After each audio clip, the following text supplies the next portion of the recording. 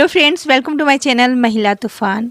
दोस्तों, आज मैं आप लोगों को सुनी सुनाई जितिया व्रत की कथा सुनाने जा रही हूँ।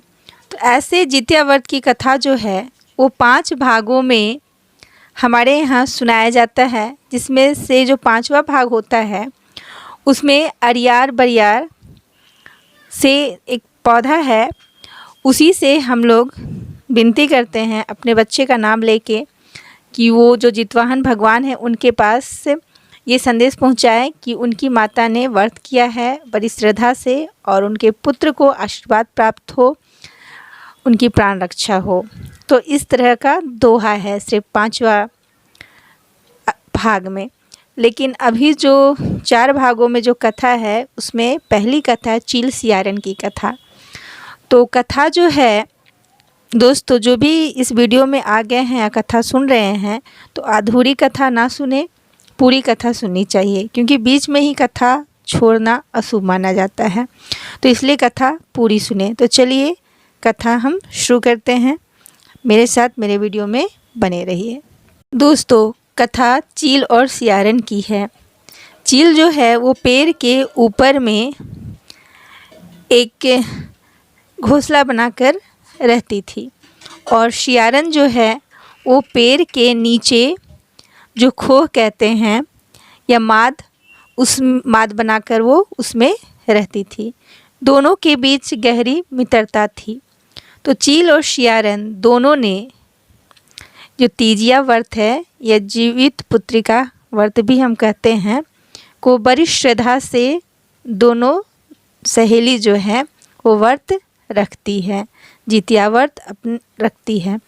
तो क्या होता है कि चील जो थी वो बहुत पूजा पाठ में उसका श्रद्धा था, कोई भी व्रत त्यौहार बहुत अच्छे से करती थी।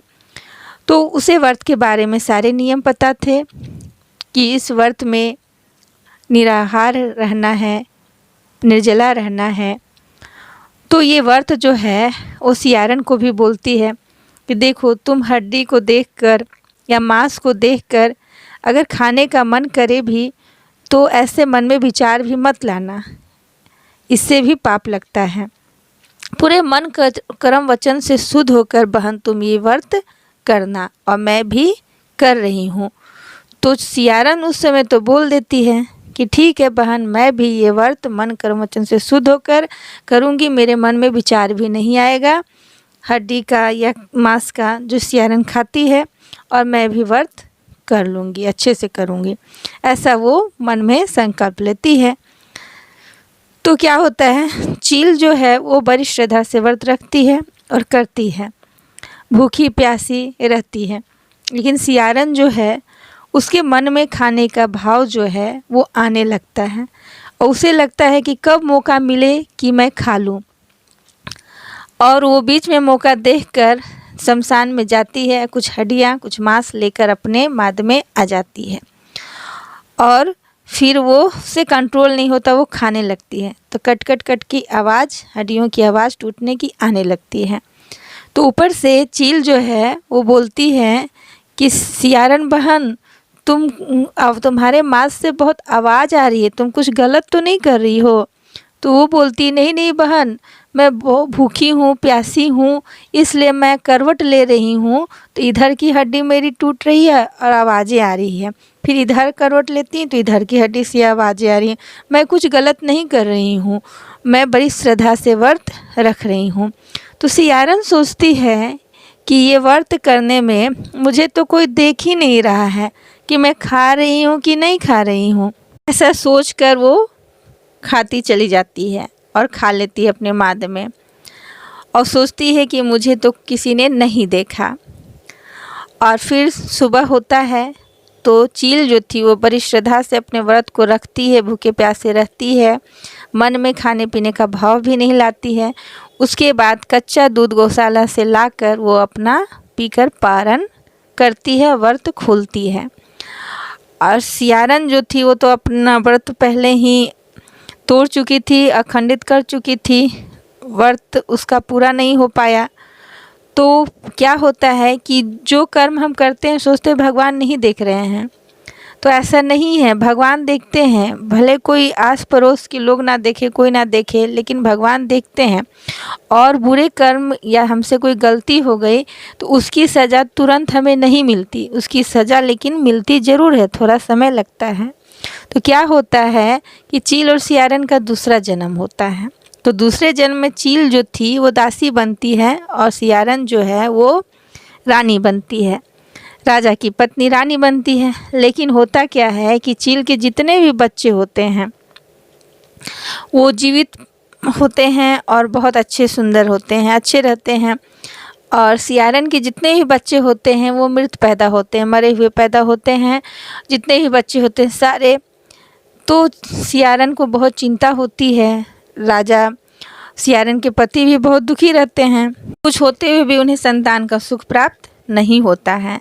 तो सियारन जो थी वो चील के बच्चों से जलने लगती, ईर्ष्या करने लगती है और बच्चों से जलन के मारे उसे मिठाई में जहर डालकर दे देती है। तभी भी चील जो थी वो व्रत बहुत अच्छे से की थी, इसलिए जितवाहन भगवान प्रसन्न थे। उसके बच्चे को जहर वाली मिठाई खाने से भी कुछ भी नहीं होता है। तो कहा भी जाता है कि जिसको राखे साई मार सके ना कोई। तो भगवान जिसकी रक्षा कर रहे हैं उसे कोई नहीं मार सकता है। फिर वो सर्प का पिटारा भेज देती है तो वो उसके बच्चे के पास जाके खोआ बन जाता है। इस तरह से चील के जो पुण्य प्रताप थे पिछले जन्म के, इससे उसके बच्चों को कुछ नहीं होता है। तो इस तरह से अंत में क्या होती है, सियारन जो रानी थी वो हार जाती है और फिर पूछती है चील बहन से कि ऐसा क्या है कि तुम्हारे बच्चे जीवित पैदा होते हैं, बहुत सुंदर होते हैं, खुशहाल रहते हैं, और मेरे बच्चे मृत पैदा होते हैं, 1 महीने 2 महीने भी नहीं जी पाते हैं और मर जाते हैं। मैं बहुत दुखी हूँ, क्या करूँ। तब चील जो होती है वो उस समझ जाती है और उसके बाद फिर वो बताती है कि पिछले जन्म में तुमने इस व्रत को अच्छे से नहीं किया था, जितिया व्रत को, जिसके कारण तुम्हारे बच्चों पे संकट आई है और तुम अपने संतान का सुख नहीं भोग पा रही हो।